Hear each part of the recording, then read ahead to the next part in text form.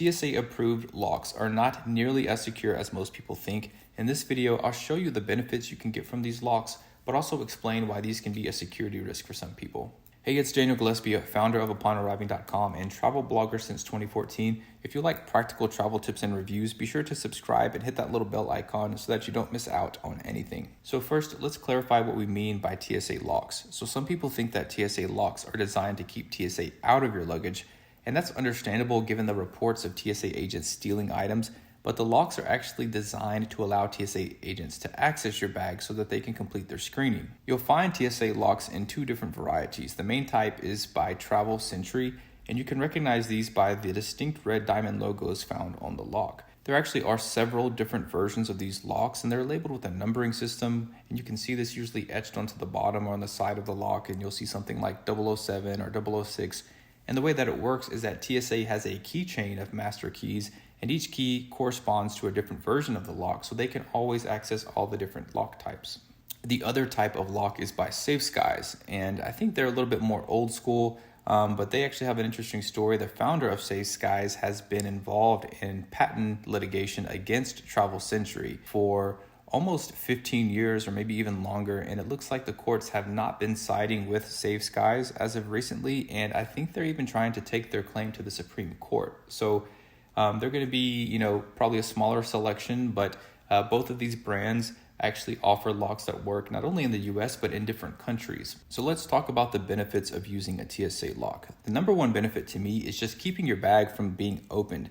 So sometimes the zippers on your bag lack the tension needed to secure the zipper teeth together, and this could result in your bag coming open at any given time and all the contents of your bag just spilling out for the world to see. But using a lock like this is a great way to avoid that from happening. Another benefit is that these can be a limited deterrent from theft. And I want to stress the word limited because obviously TSA has the master key, so it's not going to limit them, but it could limit some baggage handlers. The thing you want to remember is that baggage handlers could still access your bag. There's something called like the ballpoint pen trick where you just stick a ballpoint pen directly into the zipper and essentially just push the zipper open, and it's an easy way for people to gain access to your bag. And that's actually a little bit concerning given that some baggage handlers in the past have been caught sneaking drugs into the airport and then stuffing them inside baggage. So they could be working with a specific passenger and then just planting the drugs inside their bag so that the passenger can land at a given destination and then go and distribute the drugs out. Or they could even be utilizing essentially a stranger's luggage bag and then have a connection on the other side who will then retrieve the drugs out of there. But that's something that is worth being aware of. If you really wanted to up your security, you could go with like a hard-sided luggage bag that does not have a zipper. These locks can also be a deterrent for pickpockets. So, those people in and around the airport, on shuttle buses or trains or in hotels. But there is some debate on whether or not these locks would be a deterrent or, maybe potentially even attract a thief. So, you could see these locks being a deterrent for maybe a quick pickpocket who is not able to unzip your bag right there in the moment. But also, these locks could be sort of an indicator to a thief that there's something extra valuable inside your bag. So you want to think about that from both sides. Another benefit is that the locks can help you to avoid wasting money on locks.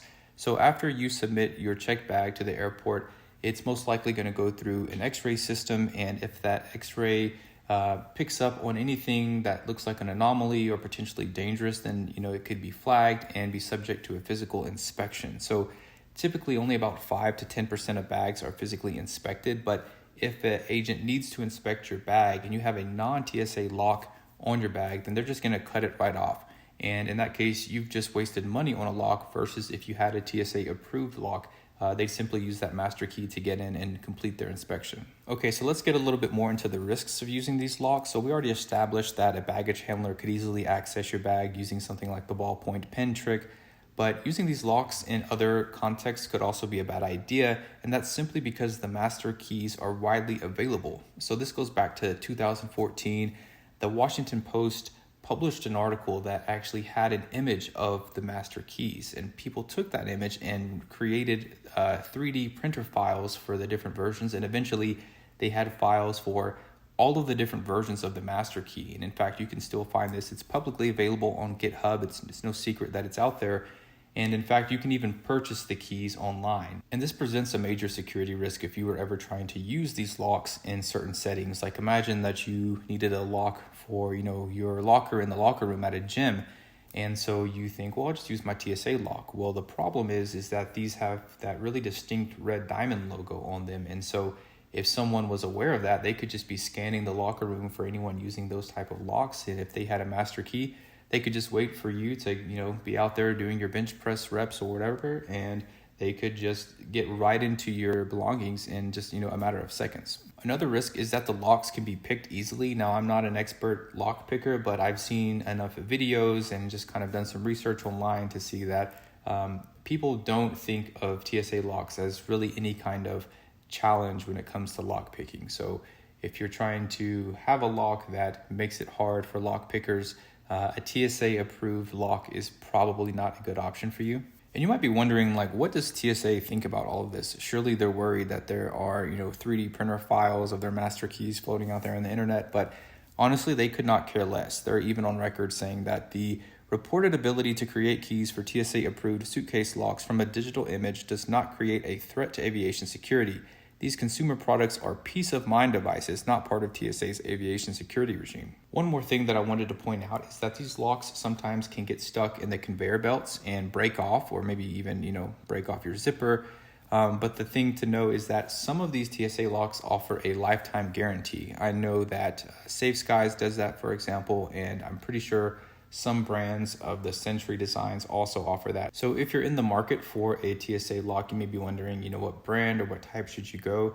And honestly, I don't think that you need to put too much thought into it, because obviously we already pointed out the security limitations, but these locks are not very expensive. You can get them for probably $10 or $20. Sometimes they come in, bundles of 2 or 3. So they're not very expensive, but they do have a lot of different types. You have combination locks that have 3 numbers or 4 numbers. I always go for 4 just because it makes it that much harder to guess. You have cable locks and padlocks.